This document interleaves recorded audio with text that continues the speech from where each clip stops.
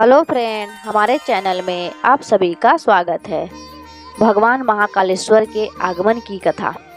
उज्जैन नगरी, जिसे प्राचीन समय में अवंतिका कहा जाता था, सदा से धार्मिक और आध्यात्मिक शक्ति का केंद्र रही है।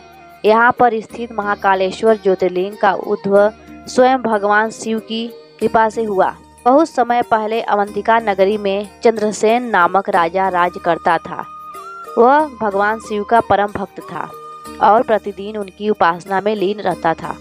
चंद्रसेन के पास भगवान शिव द्वारा दिया गया एक दिव्य रत्न था, जिसके प्रभाव से वह अद्वितीय शक्ति का अधिकारी बना था। एक दिन अवंतिका के समीपस्थ ग्राम में एक ग्वाल बालक श्रीकरण चंद्रसेन के महल में आया और उस दिन रत्न को देखकर मंत्रमुग्ध हो गया।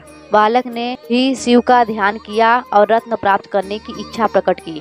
राजा ने उसे समझाया कि यह रत्न केवल गहन साधना से ही मिल सकता है, किंतु उसकी भक्ति देखकर शिव ने उस बालक को भी कृपा से शक्ति प्रदान कर दी।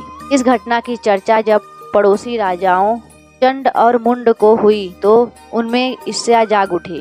उन्होंने चंद्रसेन पर आक्रमण कर उसकी नगरी को नष्ट करने की योजना बनाई। संकट गहरता देखकर अवंतिका के कुछ ग्रामवासी, विशेषकर ग्वालबाल, भगवान शिव की शरण में गए। वे भोलेनाथ प्रति सच्ची आस्था से रो पड़े और प्रार्थना करने लगे कि वे उनके नगर और भक्तों की रक्षा करें। भक्तों की पुकार सुनकर स्वयं भगवान शिव महाकाल रूप में प्रकट हुए। उनका स्वरूप अत्यंत भयंकर था। त्रिनेत्र से अग्नि प्रज्वलित हो रही थी, जटाओं में गंगा प्रवाहित हो रही थी और गले में नाग लिपटे थे। महाकाल ने अपने त्रिशूल के प्रहार से चंडमुंड और उनके सैनिकों का संहार कर दिया। समस्त दुष्ट शक्तियों का नाश कर उन्होंने अपने भक्तों को अभय प्रदान किया।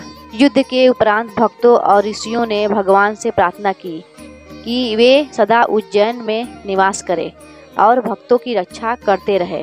शिव प्रसन्न होकर वहीं लिंग रूप में विराजमान हो गए और बोले, मैं महाकालेश्वर के नाम से यहाँ सदा पूजित रहूँगा।